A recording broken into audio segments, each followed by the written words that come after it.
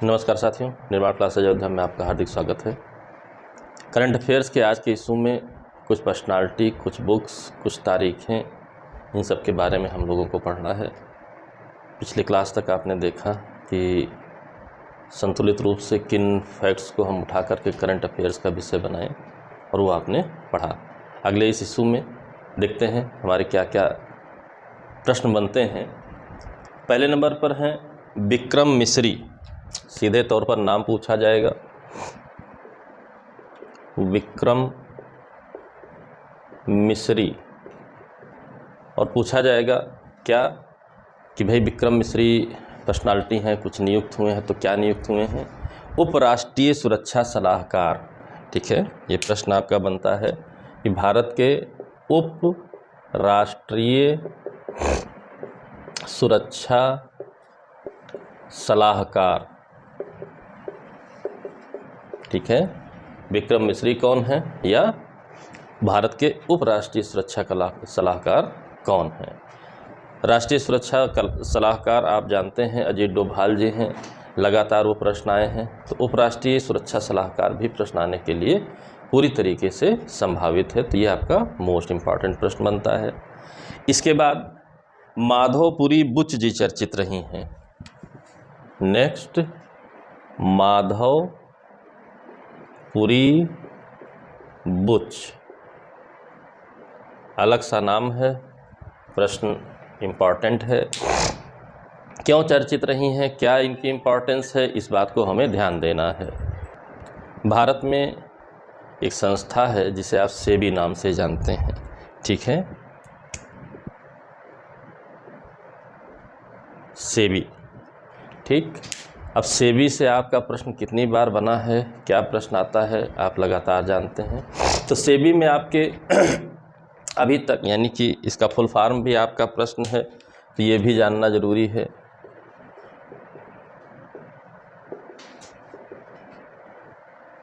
Securities and exchange board of India, SEBI का full form है। ये भी कई बार प्रश्न आया हुआ है, अभी भी आता रहता है, ठीक है। सेबी में जो चेयरपर्सन नियुक्त किए जाते हैं वो अभी तक, ये नई चेयरपर्सन बनी हैं, अभी तक पुरुष ही रहे हैं। सबसे बड़ी खास बात यह है, पहली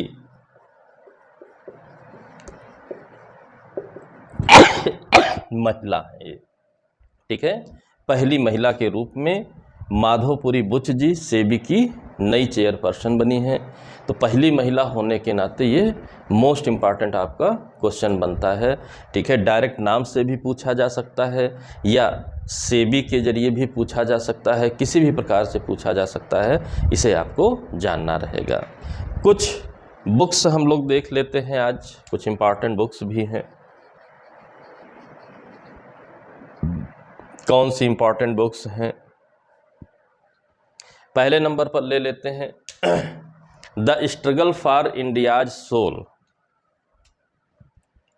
the struggle for India's soul,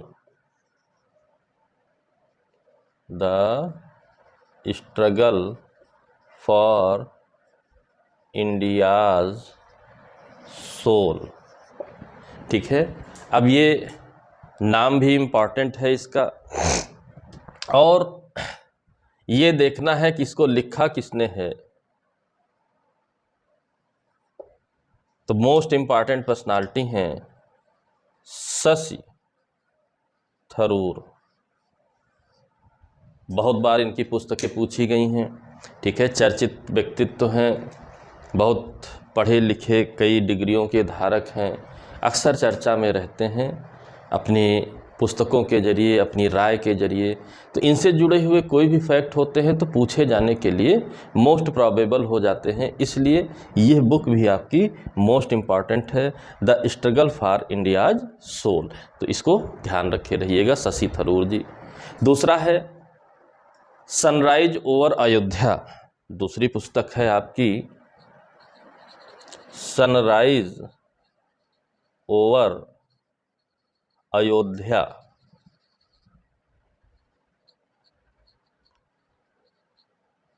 sunrise over Ayodhya, इसकी अगर हम बात करें तो अयोध्या स्थान भी इस समय वर्तमान में बहुत चर्चित स्थान है वैश्विक स्तर पर। लिखी गई पुस्तक है और लिखने वाले भी बहुत चर्चित पर्सनालिटी हैं। सलमान खुर्शीद, यूपीए गवर्नमेंट में केंद्रीय मंत्री भी रहे हैं। तो आप जान रहे हैं कि अगर सलमान खुर्शीद जी कोई पुस्तक लिखेंगे और वो भी अयोध्या पर लिखेंगे तो नो डाउट अयोध्या को विषय वस्तु बनाते हुए लिखेंगे तो प्रश्न आने की पूरी संभावना रहेगी। तो इस बात को आपको ध्यान रखना है। अब कुछ डेट्स की अगर हम बात करें, तो फरवरी माह की आपकी तारीखें हैं।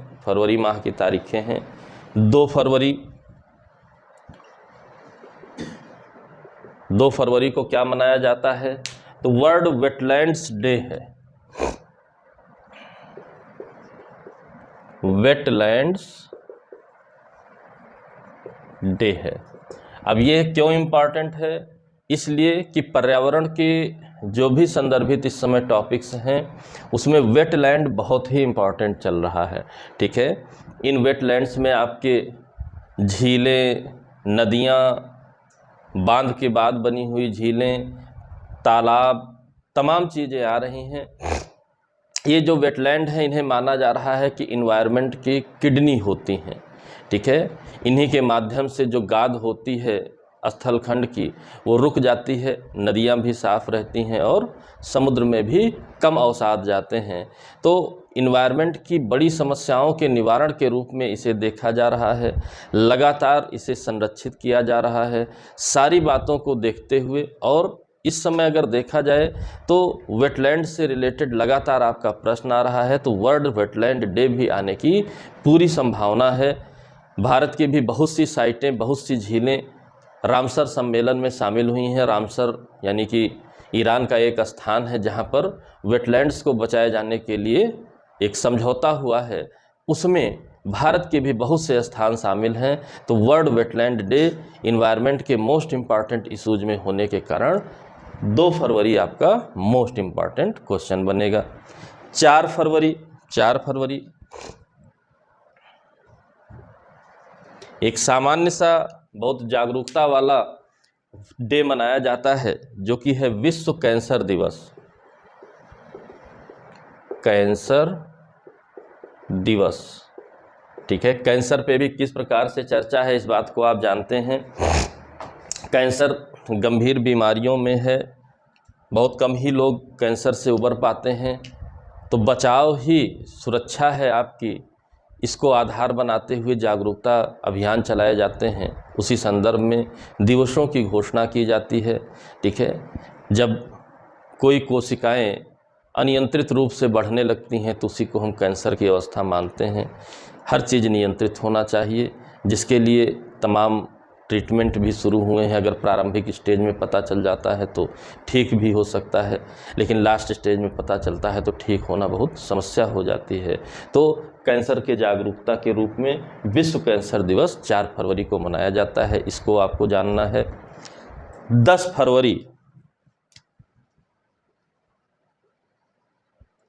फरवरी को विश्व दाल दिवस, वर्ल्ड पल्स डे मनाया जाता है।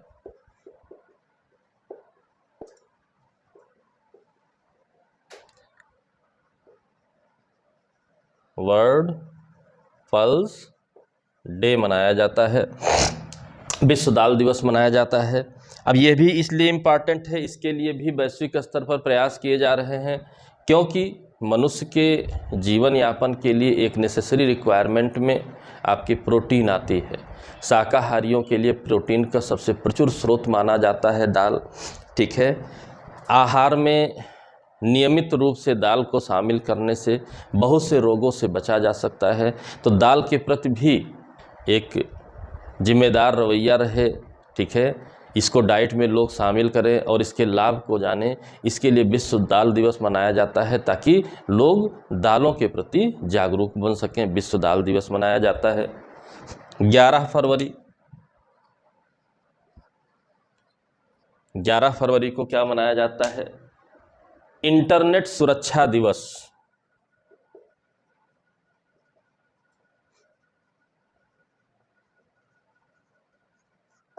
आप जानते हैं इंटरनेट आज नितांत आवश्यकताओं में है।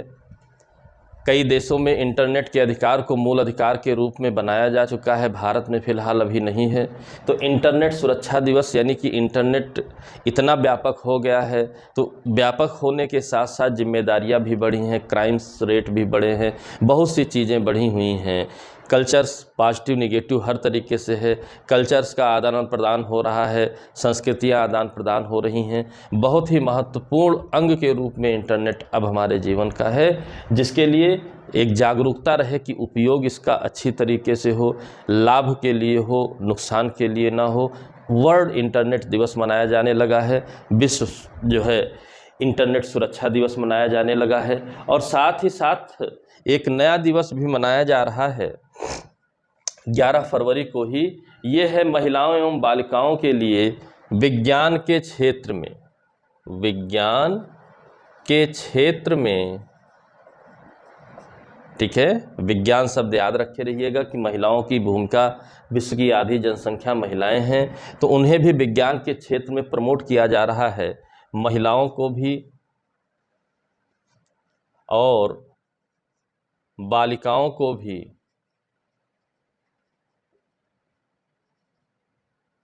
ठीक है, विज्ञान के क्षेत्र में महिलाओं और बालिकाओं का या के लिए अंतर्राष्ट्रीय दिवस मनाया जाने लगा है, ठीक है। यानी कि विज्ञान के प्रति जागरूकता महिलाओं बालिकाओं में बढ़ाने का प्रयास किया जा रहा है। इसका कारण ये है, पहली बात, विश्व की आधी जनसंख्या महिलाएं हैं, इसलिए भी ज़रूरी है। दूसरी बात, दैनिक आवश्यकता से लेकर के पूरे जीवन यापन के दौरान विज्ञान की एक महत्वपूर्ण भूमिका है।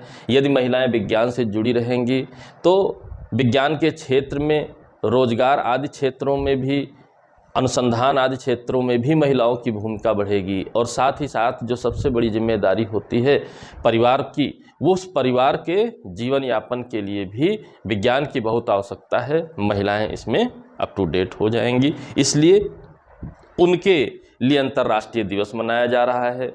20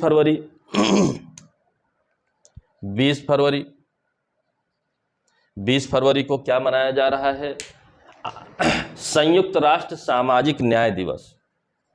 संयुक्त राष्ट्र सामाजिक न्याय दिवस यानी कि सोशल जस्टिस के लिए भी जागरूकता चल रही है, सोशल जस्टिस के लिए भी लोगों को बताया जा रहा है। सोशल जस्टिस यानी महिलाओं पुरुषों की समानता, बच्चों को पूरा अधिकार मिले, किसी भी प्रकार की छुआछूत ना हो, हर एक तरीके से सभी जातियों, सभी देश के जो भी मानव जाति में आते हैं सबको समानता मिल सके।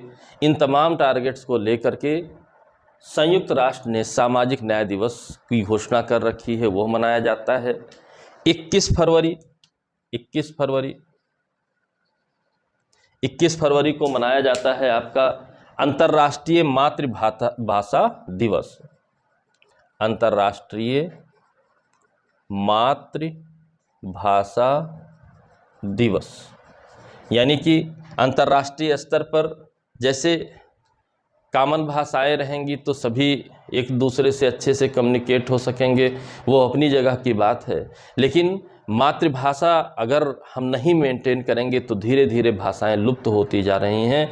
तो जिनकी जो भी मातृभाषा है, छोटे स्तर पर बोली जाती हो, बड़े स्तर पर बोली जाती हो, उनके लिए एक जागरूकता अभियान चलाया जा रहा है कि मातृभाषा के महत्व को भी समझें, ताकि एक जो कल्चरल हमारा उपलब्धि है वो समाप्त ना होने पाए।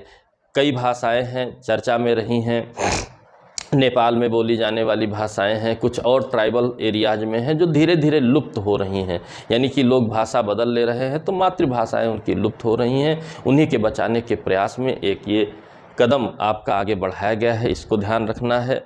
और इसी के साथ 28 फरवरी भी आपको पढ़ना है। सभी मोस्ट इम्पॉर्टेंट हैं, ये आपको जानना है। 28 फरवरी को राष्ट्रीय विज्ञान दिवस मनाया जा रहा है। राष्ट्रीय विज्ञान दिवस। अब विज्ञान के प्रमोशन के लिए देखिए फरवरी में कितना कुछ हो रहा है। तो राष्ट्रीय स्तर पर भी विज्ञान दिवस मनाया जा रहा है, विज्ञान को प्रमोट करने की बात कही जा रही है। और ये जागरूकता क्यों, ये दिवस क्यों मनाया जा रहा है, उसके पीछे भी कारण है। ठीक है, भारत के एक भौतिक विज्ञानी थे, भारत के एक भौतिक विज्ञानी थे जिनको आप जानते हैं, सीवी रमन जी हैं। सीवी रमन जी के बारे में आपको पता है, भौतिक विज्ञानी हैं सीवी रमन जी। ठीक है, इनको नोबेल पुरस्कार भी मिला हुआ है। तो इन्होंने 28 फरवरी को 1928 में इनका जो सबसे फेमस सिद्धांत है, ठीक है, उसकी खोज की थी। रमन प्रभाव की इन्होंने खोज की थी।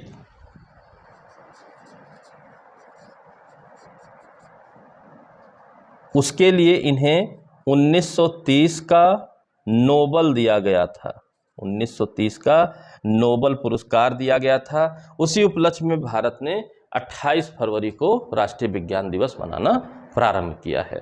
तो ये आज आपके बहुत महत्वपूर्ण प्रश्न थे। इन प्रश्नों को लगातार आप देखेंगे, पेपर सॉल्व करेंगे तो आपको प्राप्त होते हैं। तो क्या है, कैसे हैं, इन्हें आपको मेंटेन करना अनिवार्य है। ठीक है, पर्सनालिटी हुई, बुक भी है और कुछ दिवस भी हैं, फरवरी के सबसे महत्वपूर्ण दिवस जो लगातार पूछे जाते हैं, उनके बारे में आपने पढ़ा। अगले वीडियो तक के लिए जय हिंद, जय भारत, धन्यवाद।